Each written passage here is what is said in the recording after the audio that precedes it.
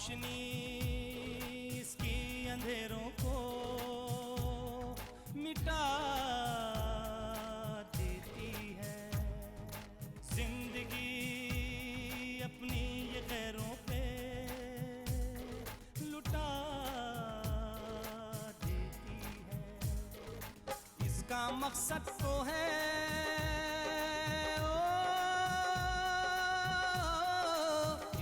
मकसद तो है दुनिया को सजाने के लिए।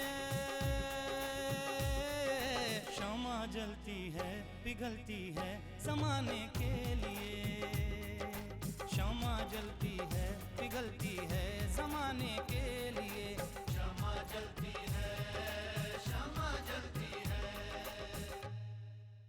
तुम्हारे गले लगने से हमारे दिल की वो आग नहीं बुझेगी अकबर, जो तुम्ही ने लगाई थी। आपकी वकालत कैसे चल रही?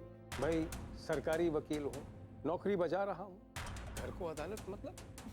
जिनकी बातों को समझना मुश्किल हो जाता है, ठीक वैसी ही बातें आप कर रहे हैं। कैसी हो सोहा? अच्छी हूँ। आपका क्लिनिक कैसे चल रहा है?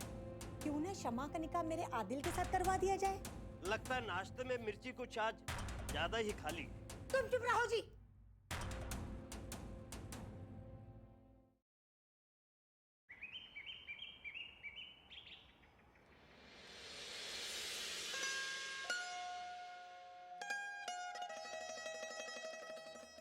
बहू, अरे ओ बहू, अरे कहाँ मर गई?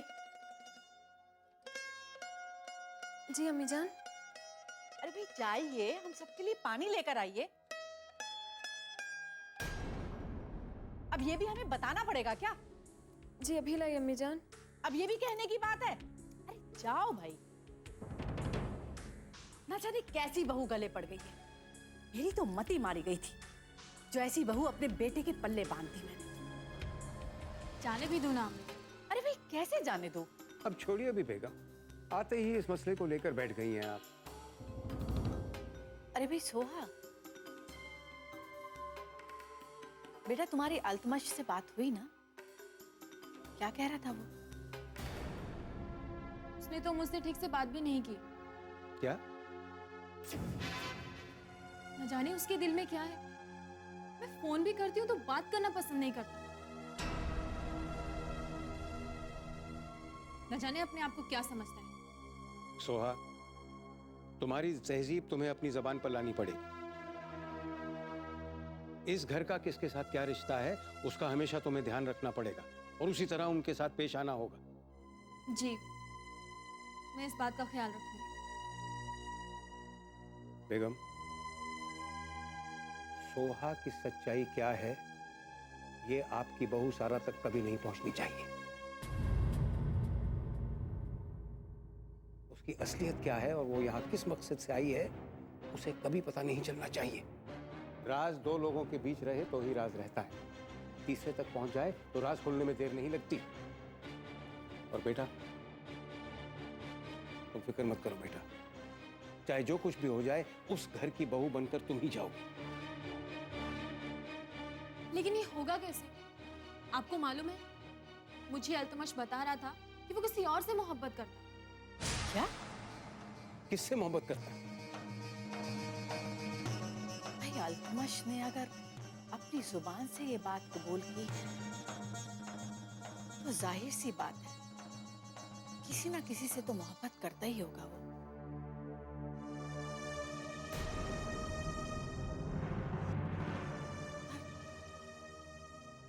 कौन हो सकती है वो लड़की?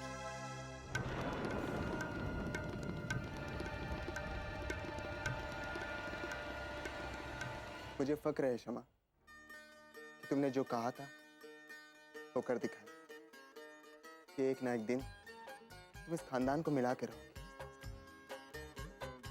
अल्तमश, मैं दादा जान के साथ रहती हूँ। मैंने उनका दर्द देखा है, उनका अकेलापन देखा है। और सबसे बदकिस्मती की बात तो ये है कि जिस इंसान का इतना बड़ा खानदान हो वो अकेलेपन की जिंदगी गुजारे। इसलिए मैंने ठान लिया था कि जैसे ही मुझे मौका मिलेगा मैं इस पूरे खानदान को एक छत के नीचे लेकर आऊंगी। और अल्लाह ने मेरी सुन ली, मुझे वो मौका दे दिया कि मैं सबको एक छत के नीचे लेकर आ सकूं। हाँ शमा, दादा जान भी कहते हैं कि जहाँ 4 बर्तन होते हैं वहाँ खनक तो उठती है, लेकिन ये खनक इतनी नहीं बढ़नी चाहिए कि घर की दीवारें ढहानी पड़े। दरअसल बात सिर्फ इतनी सी है अल्तमश, कि एक बार एक छोटी सी बात हो जाए तो खामोशी की एक दीवार बन जाती है, और इस खामोशी की दीवार को तोड़ना बहुत जरूरी हो जाता है, वरना दिलों की दूरियां बढ़ती ही चली जाती है। हाँ शमा, खैर जाने दो। तुम्हें पता है, आज सुहा मुझसे पूछ रही थी कि क्या मैंने किसी से मोहब्बत की है। तुमने कुछ बताया तो नहीं? परेशान मत हो, मैंने तुम्हारा नाम नहीं लिया कि इतनी जल्दी मामले का खुलासा हो जाए। मुझे तुम्हारी इज्जत का पूरा ख्याल। पर अल्तमश, सच्चाई छुपती भी तो नहीं। आखिर कब तक हम हमारी सच्चाई को छुपाए रखेंगे? तब तक जब तक मैं अपनी प्रैक्टिस शुरू नहीं कर देता। अगर दादा जान और अब्बा जान को हमारी मोहब्बत के बारे में पता चला तो फौरन हमारे निकाह की तैयारियां शुरू कर देंगे। लेकिन मैं चाहता हूं कि पहले मैं अपने पैरों पे खड़ा हो जाऊं। फिक्र मत करो, खुदा ने चाहा तो तुम्हें तुम्हारी मंजिल बहुत जल्दी मिल जाएगी। और जब तक मंजिल नहीं मिल जाती, हम इस राज को राजी रखें कि हम दोनों एक दूसरे को चाहते हैं।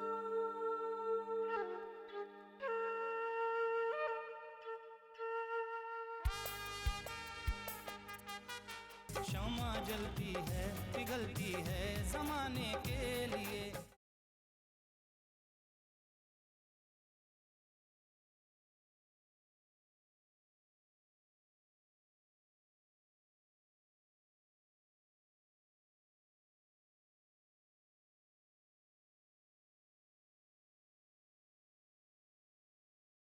क्षमा जलती है, पिघलती है जमाने के लिए।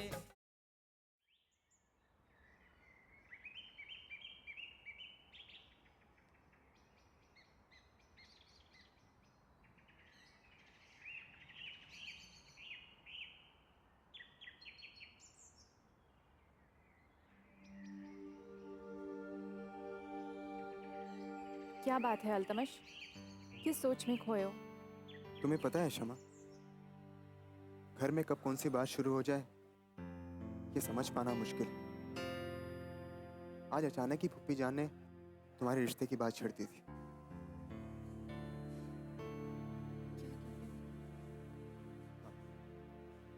ना जाने ये बात उनके ख्याल में कैसे आई कि तुम्हारा निकाह आदिल के साथ हो जाना चाहिए, लेकिन बड़े अब्बू और अब्बू जान ने उन्हें इस बात के लिए साफ साफ मना कर दिया। इसमें फिक्र की क्या बात है? हमें तो खुश होना चाहिए कि हमारे वालिदैन हमें इतना चाहते हैं, और जब हमारे घर वाले हमें इतना चाहते हैं तो वो हमारे बारे में गलत फैसला कभी नहीं करेंगे। तुम समझ नहीं रही हो शमा, हर बात एक ही बार शुरू होती। आज फुप्पी जान ने तुम्हारे निकाह का जिक्र छेड़कर सबके जहन में एक बात डाल दी कि तुम्हारा निकाह करा देना चाहिए। सबके जहन में ये बात पल रही होगी। अब पता नहीं मुझे कब कामयाबी नसीब होगी। आप इतना क्यों सोचते हैं? छोटी सी बात पर परेशान हो जाते हैं। मैं क्या करूं शमा, जब इंसान किसी से मोहब्बत करता है तो उससे जुदा होने का ख्याल भी उससे बेचैन कर देता है, और मैं तुमसे जुदा होकर जी नहीं सकता। हमें जुदा कौन करेगा? जब भी मैं अपनी मोहब्बत के बारे में सोचता हूँ तो दिल में एक खौफ सा उठता है कि कहीं हमारी मोहब्बत को किसी की नजर तो नहीं लग जाएगी। मोहब्बत खुदा की देन है। मोहब्बत खुदा की दी वो अनमोल शय है जिस पर खुदा की हमेशा नजर होती है। अगर नफरत इंसान को खुदा से जुदा करती है तो मोहब्बत वो अनमोल शय है जो इंसान को खुदा के करीब कर देती है, और हर पाक मोहब्बत पर खुदा की नजर होती है। हमारी मोहब्बत की हिफाजत खुदा करेगा। खुदा पर यकीन रखिए। आमीन। आप कहाँ जाएंगे? बस वहीं, अपने लिए एक ऐसी वकील की तलाश में जो मुझे अपना शागिर्द बना ले। वैसे आज एक वकील से मिलने जा रहा हूँ। देखो कब मेरे करियर की शुरुआत होती है। वक्त आने पर हर बात होती है, घबराइए मत। चलो तुम जाओ, मैं भी निकलता हूँ। खुदा हाफिज। खुदा।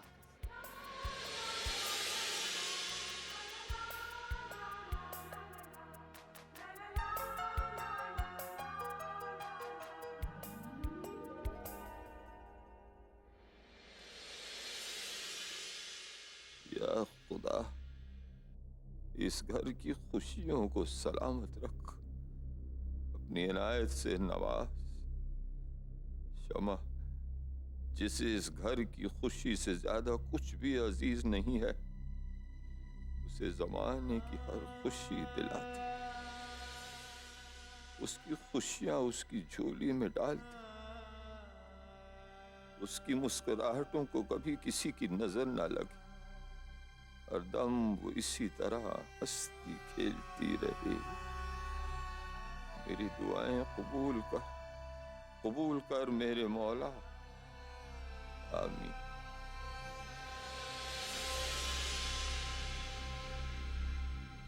आदब से अब्बा जान। आओ बड़ी बहू, सलामत रहो। आपके लिए चाय लेकर आई थी।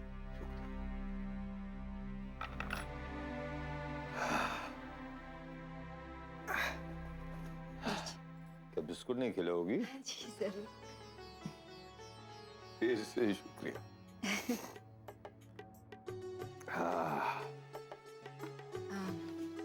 अब्बा जान, आपकी इजाजत हो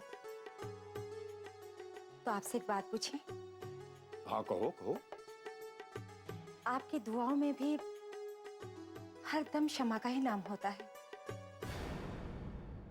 इस घर में हर बच्चे के वालिदैन मौजूद हैं, हर बच्चे की फिक्र करने वाले मौजूद हैं। बस एक शमा ही तो है जिसके वालिदैन के नाम पर सिर्फ हम हैं।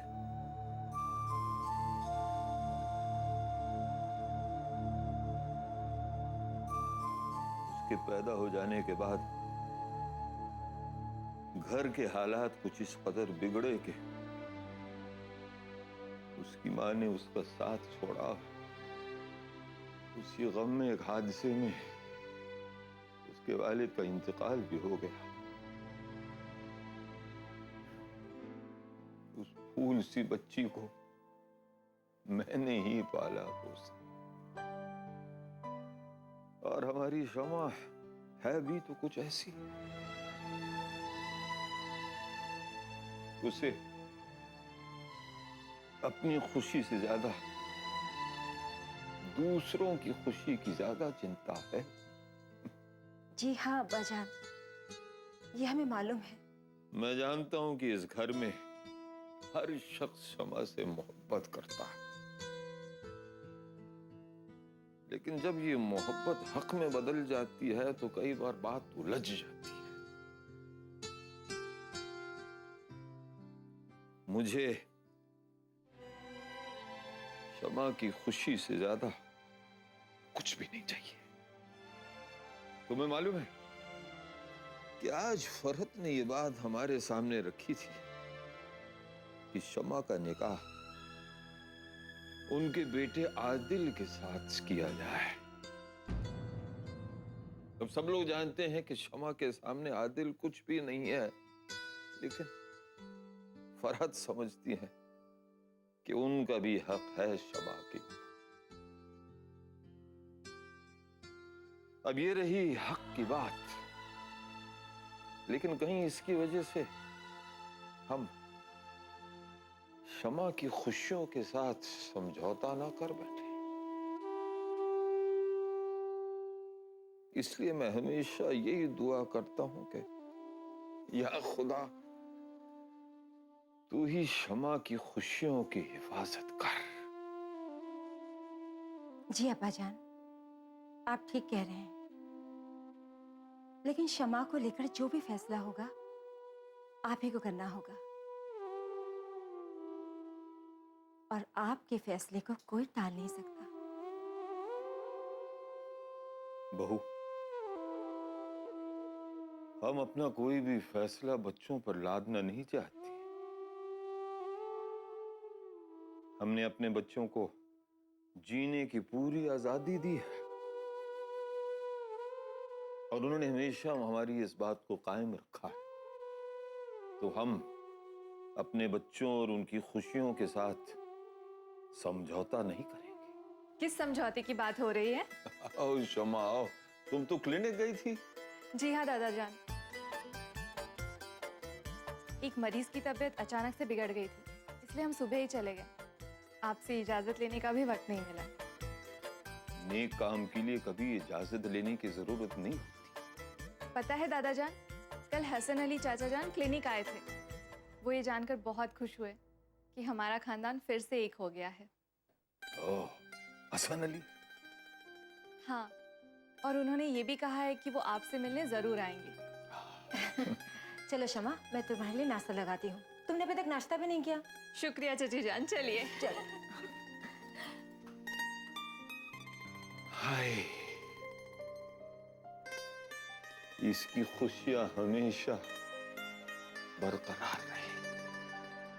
शमा जलती है पिघलती है जमाने के लिए।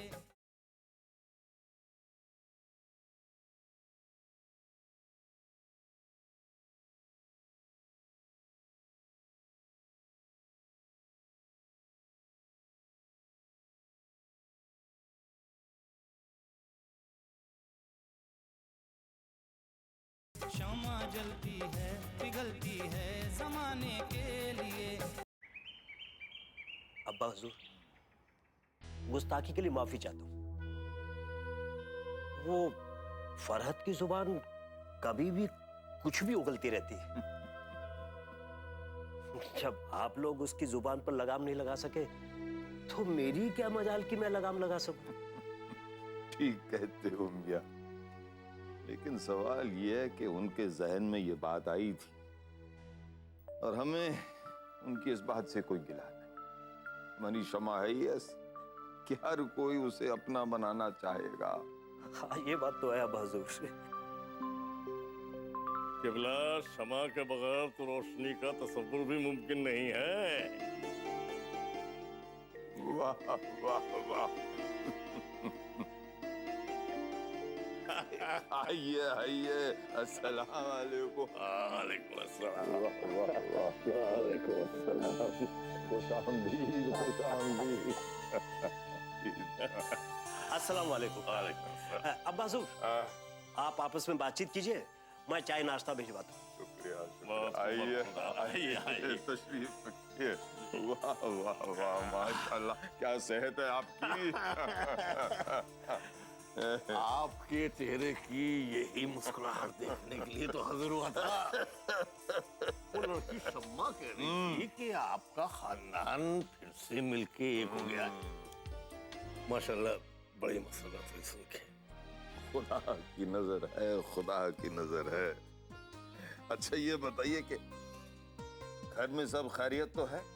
हाँ भाई, खैरियत ही समझिए। वैसे बात दरअसल ये है कि अगर सबके मुख्तलिफ ख्यालात हों तो कुनबा बिखरते देर नहीं लगती है। बस यही कैफियत है मेरे घर।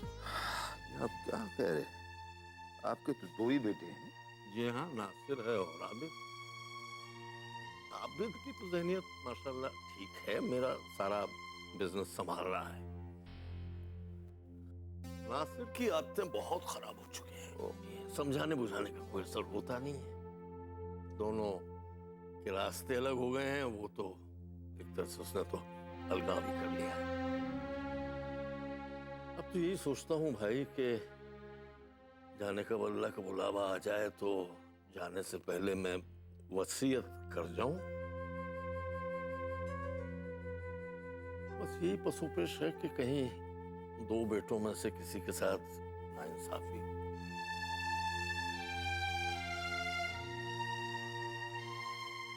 शमा क्षमा जलती है पिघलती है जमाने के लिए।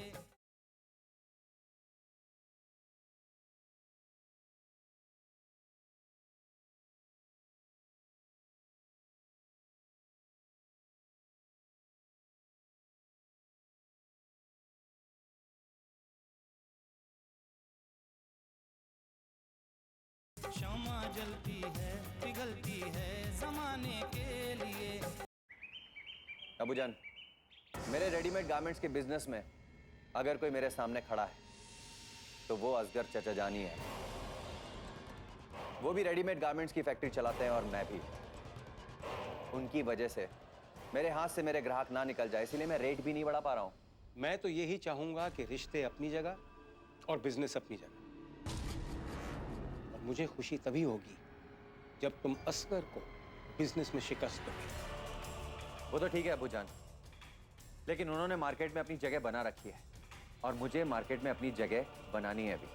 बेटा, मार्केट में अपनी जगह बनाना इतना आसान नहीं है। बड़े बड़े लोगों ने मार्केट में। क्या हुआ बेगम? क्या बताऊं, सोहा जब से उस घर से लौटी है उदासी की चादर ओढ़ ली है उसने। अब आपको तो पता है ना, वो मन ही मन अल्तमश को पसंद करती है। हमें पता है, लेकिन हम उस घर में रिश्ते की भीख मांगने नहीं जाएंगे। भाई, किसी भी घर को तोड़ना उस वक्त ज्यादा आसान होता है जब उस घर में हमारी घुसपैठ हो। मैं तो यही चाहती हूँ कि किसी भी तरह सोहा उस घर की बहू बन सके। उसे भी तो मालूम है कि उस खानदान की खुदगर्जी की वजह से उसकी फूफी की मौत हुई थी। अब वो भी तो उस खानदान को सबक सिखाना चाहती है। लेकिन अम्मी, रिश्ते की बात चलाना अब्बूजान के लिए भी ठीक नहीं है।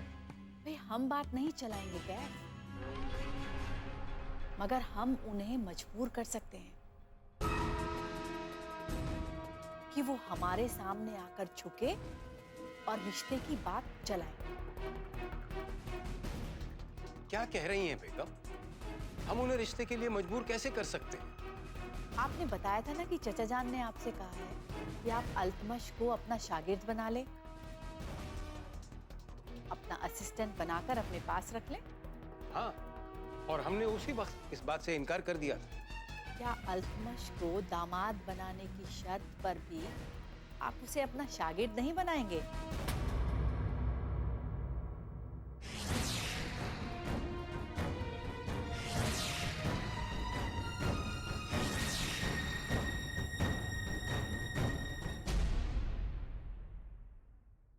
अपने सीने का हर एक दर्द छुपाने के लिए, अपने सीने का हर एक दर्द छुपाने के